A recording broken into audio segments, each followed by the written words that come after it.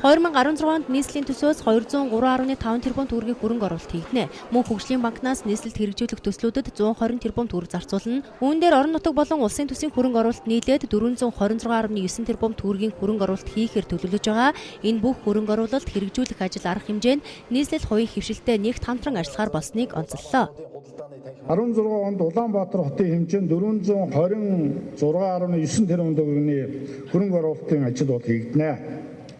За энд нэг зүйлийг бол дуртад бол сүүлийн жилүүдэд бид Улаанбаатар хотын дэд үтсийг чанаржуулах инженерийн шугам сүлжээг солих ажлуудыг бол амжилттай сайн явуулсан байгаа. За энэ ажлыг хийхэд бол улсын төсвийн хөрөнгө оруулалт, хөгжлийн банкуд одоо үнэхээр маш их одоо бодиттой хөрөнгө оруулалтуудыг хийж одоо хотын хөгжилд хувь нэмрээ оруулсан байгаа. Улсын төсөв, хотын төсөв нийлээд концессийн жагсаалтаар нийлээд нийтдээ 26 сургуулийг бол барьж ашиглалтанд оруулахад төлөвлөж байна. За цэцэрлэг өнгөрсөн онуудад 40 цэцэрлэг баригдсан, 16 онд бол 53 цэцэрлэгийн ажлыг хийхээр бас төлөвлөж байна. За ингээд сургууль цэцэрлэгийн засваруудыг бол шаардлагатай тоо хэмжээгээр бол жил болгон хийгээд явж байгаа. Худалдан авалтад төр болон хувийн хөвшил энэ тэнцүү эрхтэй байх болно. Хувийн хөвшлийнхнэр ажил хийлгэсний дараа хөрөнгийн асуудлыг шийдвэрлэхгүй уддаг. Үүнээс шалтгаалan хувийн хөвшлийнхэн хохирол хүлээдэг байдал газар авсан.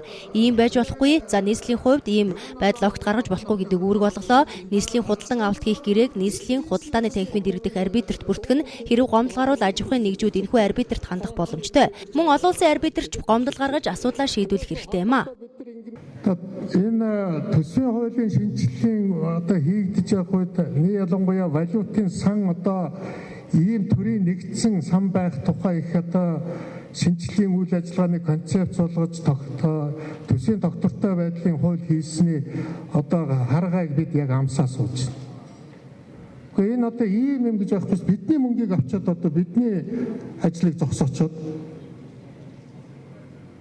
нэг ясанд одоо хамаагүй өөр байгууллагын мөнгийг аваад ингээд тэр байгууллага үйл ажиллагааг зогсоодсон сууж яах гэдэг бол одоо энэ бол ийм зүйл байхгүй. Бид нэр одоо яг үндэ тэр төсвийн шинжилгээ явцад хаана ингэж орон нутгийн эрх мэдлийг ийм айхтар муухай гацаанд оруулсныг тэр үедээ ойлгоогүй харамсмар зүйл болсон байна. Улаанбаатар хотыг 2030 он хүртэл хөгжүүлэх төлөвлөгөөгөөр 18-аас 20 тэрбум $. Шаардлагатай. Энэ их хөрөнгийг хувийн хөвшилтэй хамтрахгүй бол нийслэл дангаараа бүрдүүлэх боломжгүй. Төр хувийн хөвшил хамтрахын ач холбогдол үүнд оршино. Төр хувийн хөвшил хамтраад олон улсын зах зээл дээр бараа бүтээгдэхүүнээ сурчлах айлт салбарт амжилт гарах боломжтой болсон гэдгийг онцоллоо.